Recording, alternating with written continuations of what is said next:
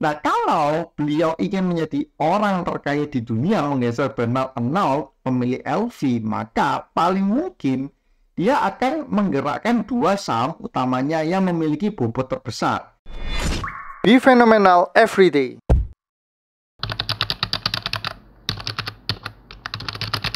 Di dunia saham saat ini, siapa sih yang nggak kenal dengan Prayogo Pangestu?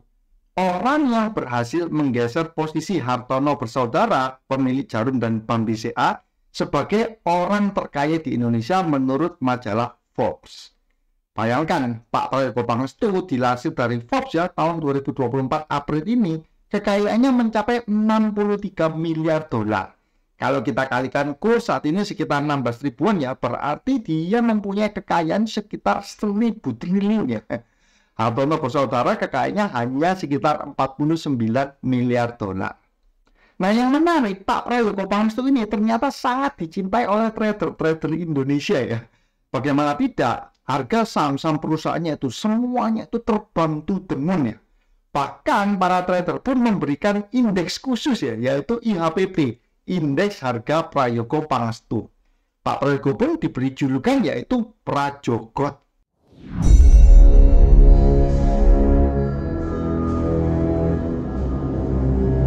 Di IHPP sendiri itu ada 5 saham ya. Yang pertama ada saham Brand, kemudian ada saham BRPT, ada saham TPIA, ada saham Cuan, dan yang terakhir ada saham PTRO. Misalkan untuk saham Brand ya, di tahun 2023 kemarin, Brand ini baru saja IPO di sekitar harga 780-an.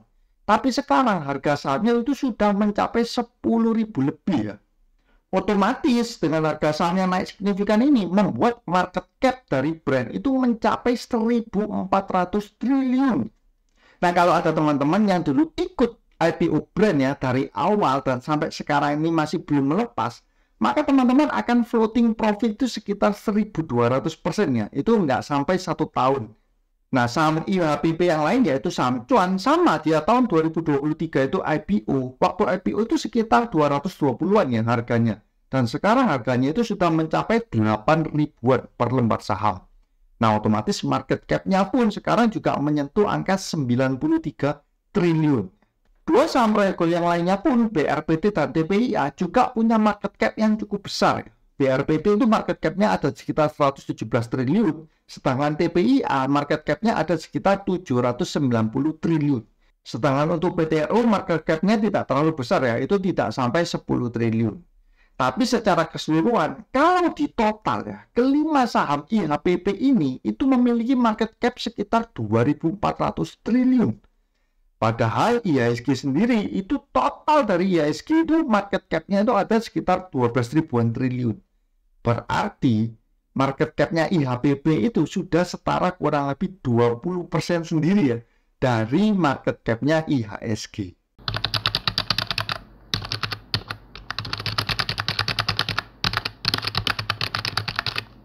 Nah, terkait kenaikan saham-sahamnya Pak Prayogo ini membuatnya itu menjadi orang terkaya di Indonesia.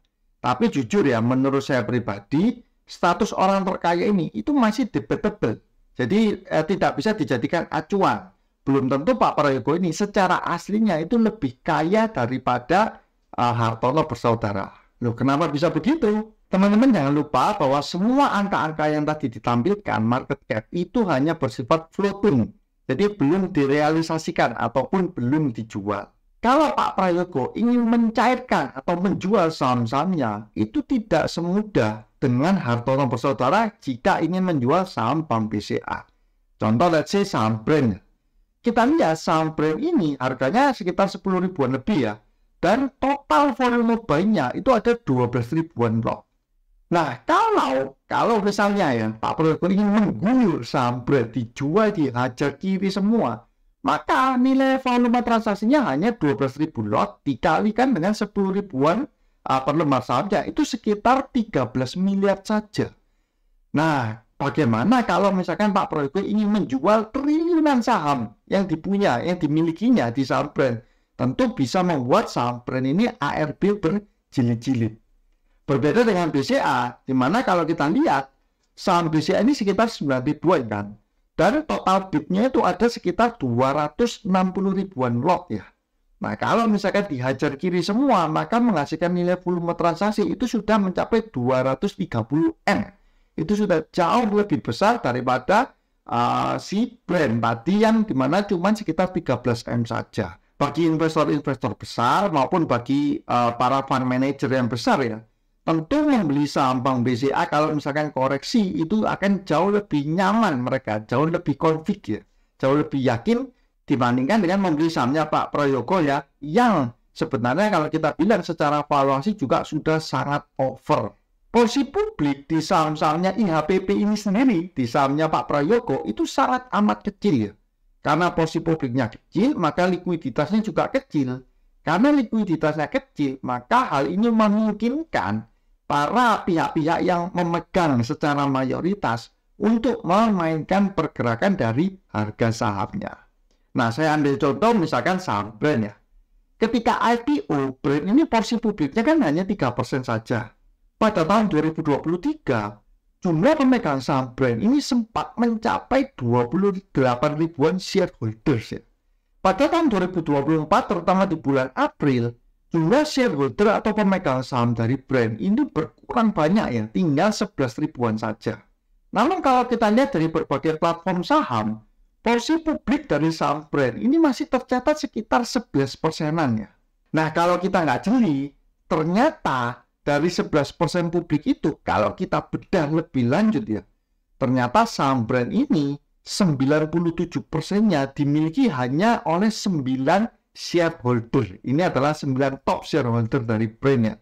Nah, di mana artinya sebenarnya 11%-nya itu semua ya. Yang benar adalah porsi publik yang benar-benar retail itu tidak sampai 3% di bulan Mei ini ya.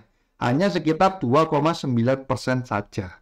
Makanya nggak heran ya, di video ini dibuat di bulan Mei ini, saham Brent-nya itu pun kembali terbang. Lantas sampai kapan fenomena kegilaan ya, naiknya IHPP ini akan terus berlanjut? Apakah ada kepentingan untuk menjadikan Pak Prayogo ini orang nomor 1 di dunia? Jadi kalau di Indonesia kan sudah lewat ya, apakah ada kepentingan untuk menjadikan beliau sebagai orang nomor 1 di dunia? Let's say kita berandai-andai misalkan nih ada orang gila ya, yang ingin menjadikan Pak Prayogo sebagai orang terkaya nomor 1 dunia. Maka ini yang akan dilakukan. Nah, ini adalah orang terkaya di dunia yang menurut majalah Forbes saat ini yaitu Bernard Arnault atau pemilik dari brand terkenal LV.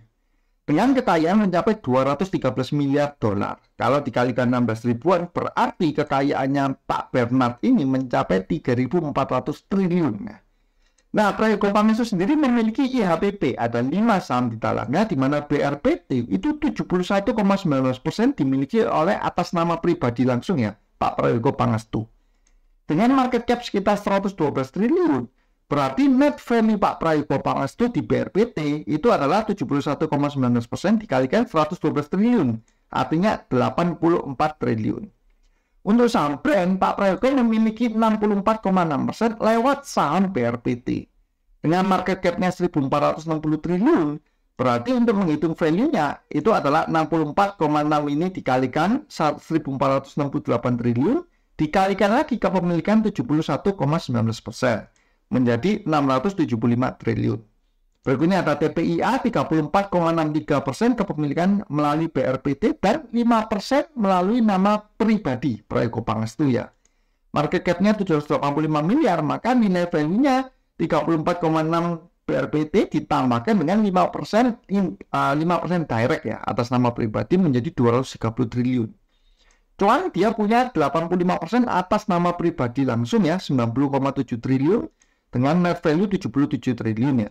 PTRO ini kecil sekali lah, bisa diabaikan karena cuma 34% dengan market cap cuma 8 triliun ya. Berarti net value-nya 2,9 triliun.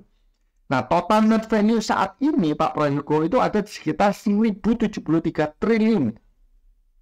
Nah, kalau beliau ingin menjadi orang terkaya di dunia menggeser Bernard Arnault, pemilik LV, maka paling mungkin dia akan menggerakkan 2 saham utamanya yang memiliki bobot terbesar, yaitu Brent dan TPIA.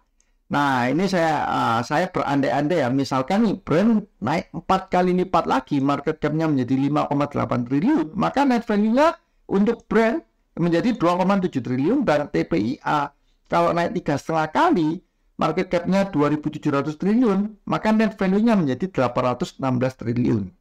Nah, seperti ini, maka harga sahamnya yang dibutuhkan untuk dikejar menjadi 43.000 dan 31.000.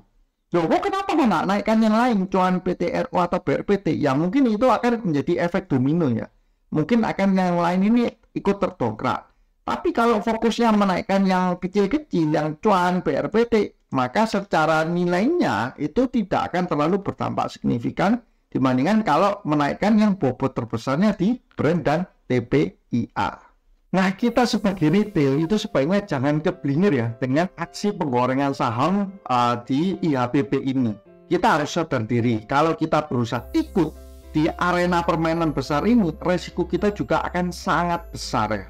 Apalagi dengan posisi retail yang sangat sedikit, tentu pihak-pihak pemegang saham mayoritas itu akan dapat dengan mudah memantau pembelian dari retail. Pemain-pemain besar pun pasti memiliki likuiditas yang sangat kuat ya. Sehingga kalau misalkan retail banyak yang masuk, mereka itu siap bertahun-tahun tidak menaikkan harga sahamnya, atau bahkan nanti diturunkan ya, untuk mengusir para retail yang ingin menumpang di gerbong kereta mereka. Nah, lantas gimana menurut teman-teman? Akan dibawa kemanakah harga saham-saham IHPP ini? Akankah digaskan lagi to the moon ya, sehingga mengantarkan Pak Broibul menjadi orang nomor 1 di dunia yang terkaya? Atau justru dijungkalkan untuk menggorok leher retail-retail yang haus akan cuan dari prayogot?